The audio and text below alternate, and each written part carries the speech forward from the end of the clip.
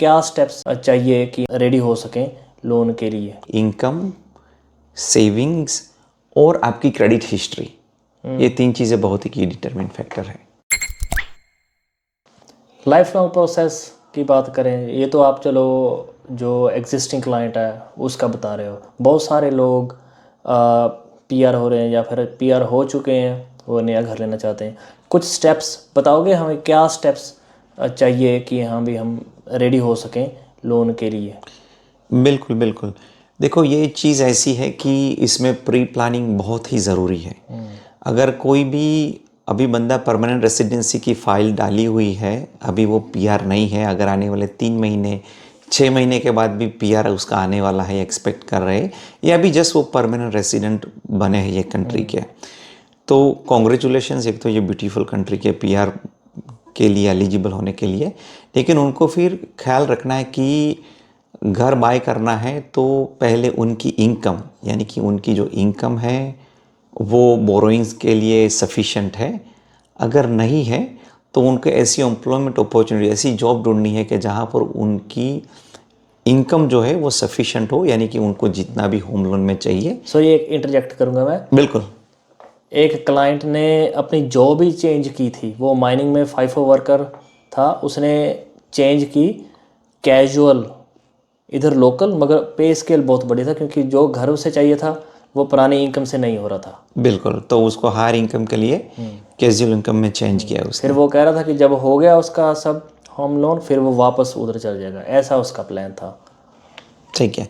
हाँ, तो लोग हाई इनकम पे स्विच करते हैं, लेकिन अगर कैजुअल है तो हर कोई, देखो हम ज़्यादातर मल्टीपल लेंडर इसीलिए यूज़ कर रहे हैं क्योंकि हर किसी का क्रेडिट पॉलिसी जो है बोरोइंग कैपेसिटी तय करने का वो तरीका अलग अलग है। कोई बैंक कैजुअल को 3 महीने के बाद एक्सेप्ट करती है, कुछ बैंक से कैजुअल को 6 महीने के बाद एक्सेप्ट करती है। यानी कि बंदे ने काम ज्वाइन किया, एम्प्लॉयमेंट ज्वाइन किया, 6 महीने होंगे तभी उसकी इनकम है बोरोइंग कैपेसिटी में कैलकुलेट करेंगे। कुछ लेंडर है वो 3 महीने के बाद करेंगे। अगर ये गैप बहुत ही ज़्यादा है, अगर इन बिटवीन कुछ हो गया, वो बंदे को काम छोड़ना पड़ा या इमरजेंसी रीज़न कहीं जाना पड़ा, तो उसकी जो इनकम का रेशियो है वो ड्रॉप हो जाएगा। तो ये सभी कुछ प्री प्लानिंग में आ जाता प्री है। प्लानिंग में आ जाता है, तो ये प्री प्लानिंग करना बहुत ज़रूरी है। तो इनकम इट्स ए वेरी की डिटर्मिनिंग फैक्टर। दूसरा है सेविंग्स। उनको इस सेविंग का भी अंदाज़ा होना चाहिए कि हम एक्स अमाउंट ऑफ प्रॉपर्टी देख रहे हैं या सोच रहे हैं, तो उसके लिए हमें सेविंग्स कितना चाहिए। Bank deposit, stamp duty, settlement agent charges, तो वो पहले से प्री प्लान करके रखें। क्योंकि ज़्यादातर मैंने डिसअपॉइंटमेंट देखा है कि लोग सीधा ये कुछ लेग वर्क या होम वर्क किए बिना प्रॉपर्टी देखने चले जाते हैं।